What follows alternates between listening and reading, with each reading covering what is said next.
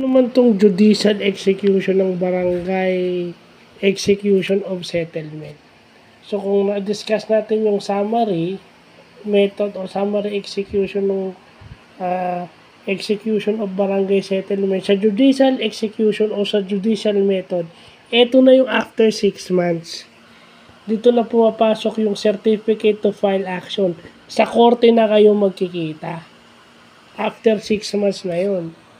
Magkikita na kayo sa korte. Sa municipal court na kayo magkikita.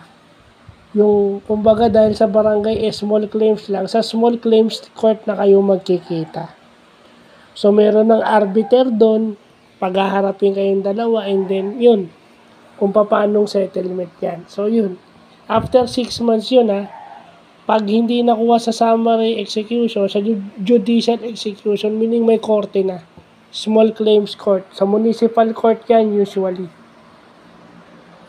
Kung dito sa Bacoor, yung small claims court ng Bacoor. So, yun lang pa.